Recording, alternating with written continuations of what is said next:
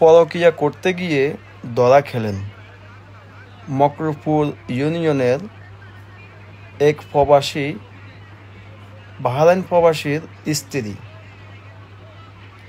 নিজ ইউনিয়ন ছেড়ে পাশের ইউনিয়ন আদ্রাতে গিয়ে পরকীয়া করতেছে। ধরে ফেলল জনতা। আপনারা নিজেরাই দেখুন আসলে পরকীয়া কত যে একটা ভয়ঙ্কর। এটা যে প্রবাসী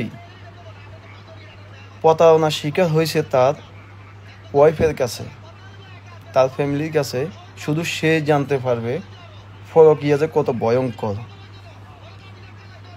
কত বড় যন্ত্রণা দিয়ে যায় একটা প্রবাসীকে, বাকি একটা দায়িত্ববান স্বামীকে। পরকীয়া শুধু প্রেম নয়, এটা একজন মানুষকে জবাই করার সমান। এ পরকীয়া কেন করবেন? একজন প্রবাসী স্বামী রেখে আপনি কেন করবেন? একজন প্রবাসী স্বামী কেন বিদেশ চলে যায় সেটা একবার ভেবেছেন? সেটা ভাবেন না আপনারা। আপনাদেরকে তো প্রবাসীরা সব কিছু দিয়ে যায়, মা বাবা ছেলে সন্তান আত্মীয় স্বজন সব কিছু দিয়ে যায়।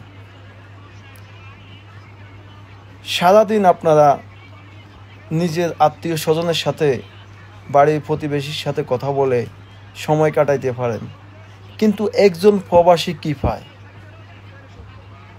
একজন প্রবাসী কি পায়? একজন প্রবাসী যখন বিদেশ চলে যায় উনি তো তখন কিছুই পায় না। না পেল মা, না পেল ভাই, না পেল বোন, না পেল নিজের আত্মীয় স্বজন। কখনো কোথাও বেড়াতেও যাইতে পারে না, কোনো সমস্যা নিজ চোখে দেখতে পারে না, কিন্তু আপনারা তো সব কিছু দেখতে পারেন। এরপরেও আপনারা প্রবাসীদের সাথে প্রতারণা করেন।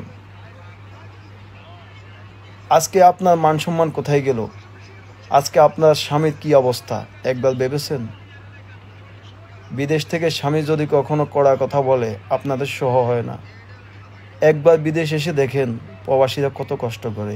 সারাদিনে আপনাদের সাথে কথা বলার জন্য কিছু সময় বাইর করেন, সেই সময়টুকু আপনারা স্বামীকে দিতে রাজি হন না। সামান্য একটু কথা বেশ কম করলেই আপনারা স্বামীর প্রতি অনীহা, স্বামীর প্রতি অনেক অভিযোগ হয়ে দাঁড়ায়। কিন্তু একজন প্রবাসী সারাদিন কত পরিশ্রম করেন। কাজেই সবাইকে বলবো পরকীয়া নয়, আপনারা বিবাহ যেহেতু রঙিন কাপড়ে হয়েছে, জোড়া ভাঙুক সকলের সাদা কাপড় দিয়ে। সবাই সচেতন থাকবেন।